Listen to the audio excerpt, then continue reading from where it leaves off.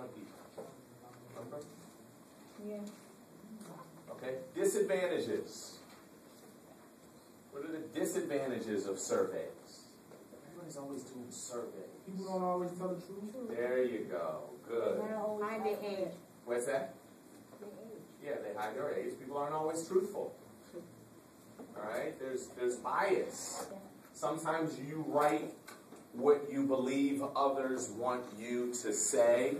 Sometimes you write or you answer the questions based on what you believe is the right answer, but it's not necessarily what you are doing. Make sense? Yeah. You're not selecting your behavioral patterns. You're selecting what's right. So, a good survey question would be, how often do you study per night? Well, if you don't study at all per night, then somebody may have a difficult time with the truth writing down 0 minutes or 0 hours. And they may select 2 hours a night because that's what they believe or know is correct. Should be spending at least 2 hours. Right? And then responses may be inaccurate or untrue statements. You did this? All right, your turn.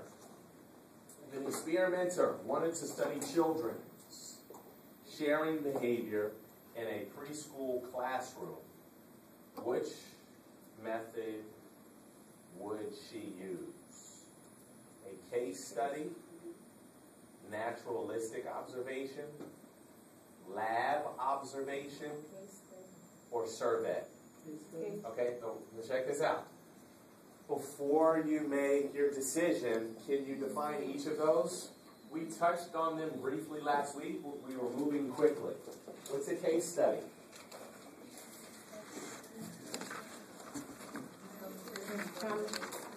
Yes. Over time, right? It's longitudinal. A case. What does the book say a case study is? In your book.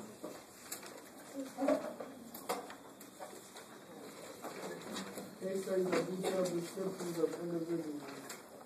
Okay. All right. Does it say anything else about case studies?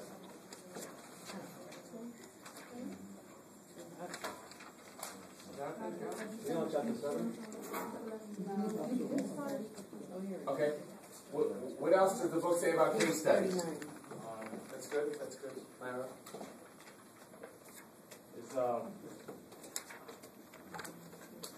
describe and predict behavior, but not necessarily choose the explanation of the people. Okay. Myra, what do you say?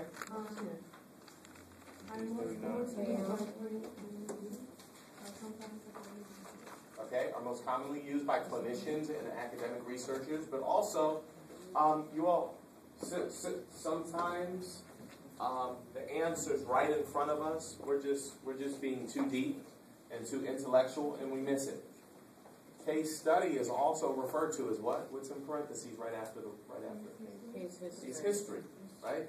So if something's historical, it's over time, right? Long or longitudinal. We're watching someone over time. We're watching them over a year. We're watching the growth and the development of Walmart. We're going to do a case study on Walmart. And so we're going to look at Walmart over time. Okay? Sorry, you all. Not bad. Not bad. Okay? So a case study would be watching the young people over time and seeing how they share. All right? Naturalistic observation. What's naturalistic observation? Watching them in their natural environment. Yes. So that would be, Tanisha and Tariq, that would be akin to going to the Serengeti and watching the wildebeest. It's in their natural habitat. Or going to kindergarten and watching the young people during show and tell. It doesn't have to mean monkeys and wildebeest. It can be a naturalistic observation is being observed by Dr. Maybe Bridgeforth coming in and watching Professor Kobe. That's a naturalistic observation. She's coming in and she's observing me. So breathing, right? All right, you're switching away from case study, huh? Okay. What about lab observation? That's common sense, you guys. Don't be too deep. What's the difference between naturalistic and lab observations? I'm in a lab. Yes, watching something in a lab. Watch. So this means a naturalistic observation. You're watching the subject or subjects in their natural habitat. In a lab, control. yes, it's control. Good, Tanisha. That's the difference between the two. It sounds like a wonderful question for a quiz or a test. What's the difference between naturalistic observation and a lab observation? Well, the terms give it away for you guys. Naturalistic, you're observing subjects in their natural habitat or their natural environment. Laboratory observation, you have controlled the environment. Now you've got on a white robe and you've got on, it's science, it's scientific, it's clinical, it's a controlled environment. You've taken the subjects out of their natural habitat. So it would be like bringing the kindergartners or preschoolers, it would be 3 or 4, it would be like bringing the 3 and 4 year olds to Professor Kobe's class and us watching them for an hour. Okay? And we all have our notepads, and we all have our, we've numbered the students, and student 1, student 2, and we've created a lab. And then last but not least, survey. Will we survey the 3 and 4 year olds and ask them what it means to share, and how much they like to share, and when they share, and how often do they share? Does that make sense? That's just silly, right? Okay, so what do you think it comes down to? We're definitely not gonna survey preschoolers. We're not gonna bring them to a lab. Okay, are we gonna observe them in their natural environment? Yes. Or are we going to watch them over time? Are we going to watch them for a year? Are we going to watch them for 2 years? And maybe let's say from September to June. Over time, and do a case study of the evolution of pre-Ks. Yeah? Maybe? Yeah? Doesn't sound as good as B, right? Let's see. You guys are just brilliant.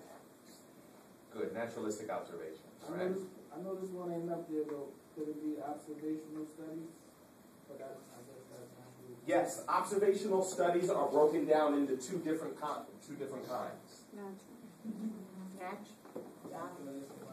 Make sense? Observational studies, there are different types of observational studies. All right. Good stuff. All right, correlation studies for looking for relationships. All right.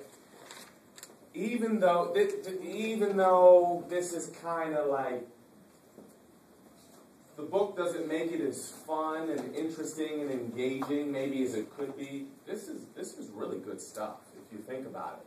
Correlation studies look at the relation between an independent variable and a dependent variable. In other words, a correlation study would look at how well a student does in the class when they study at least 4 hours a week. Make sense? And so the stronger the correlation means, the stronger the relationship between high grade, lots of study. Make sense? Yeah.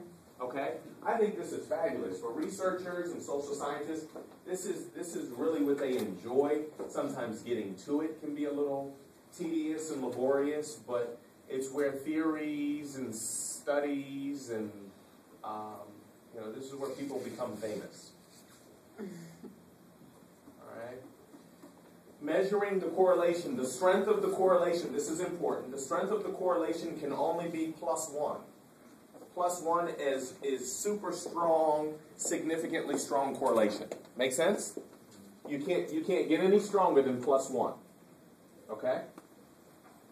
And you can't get any lower than -1.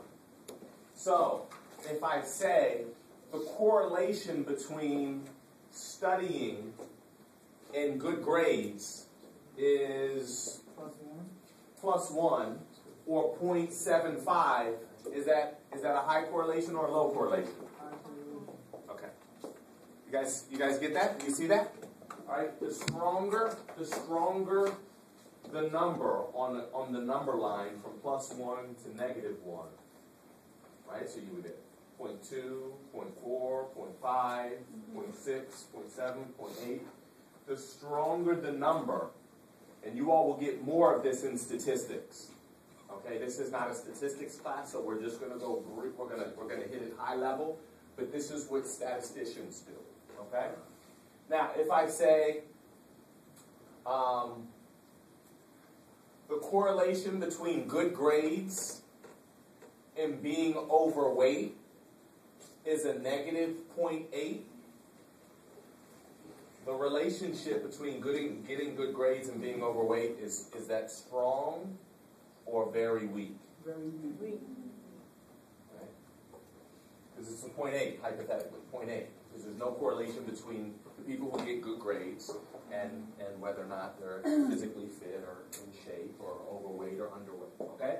So a correlation, the definition of a correlation is a measure of how strongly two variables are related to one another. Plain and simple. This is not a statistics class. Just make sure you know that. Okay? Fair enough? We're good? Okay. All right. Variable 1 and variable 2. Anything can be measured, rated, or scored. All right? You have one variable, and we want to evaluate the degree to which it's related to variable 2. For instance, one's health consciousness and one's grade point average. What do you think, just common sense, what do you think the correlation would be? Don't play numbers right now, because that's futile. But just say strong or weak. What do you think the correlation would be between variable 1, students who are very health conscious get good grades? Where do you think that would fall on if we had to measure correlations? The health consciousness of students and the grade point average. Strong. You think it would be strong? Abdul, why do you think it would be strong? More energy. More energy? Interesting. He went scientific. He went kinesiological. Anybody else? Health? The healthier someone is, the better they do academically? Not really. Eh? Yeah. You think? I would say though, if somebody is very health conscious, then they probably hit their books a little bit. Why?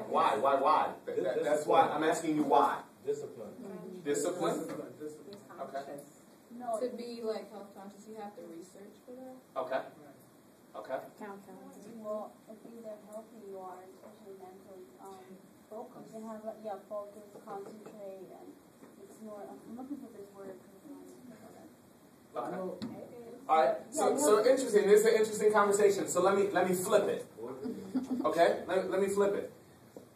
Tariq. Well, I know a lot of people that went to school, graduated, and said they lived on fools and noodles and all that. They didn't have the time to really. You know what I'm saying? Medical students and law students are not the healthiest people. So how do we then manage the fact that you have very strong students that eat off of fast food and junk food? They're gonna go. They don't have any time. Now watch. I think it does make sense. It is logical that the more health conscious and healthier someone is, we can make an assumption that they're going to be more disciplined, that they're going to be more educated and well read regarding health consciousness. But do you hear the assumption? Because they're focused on physical fitness and diet, they're going to be just as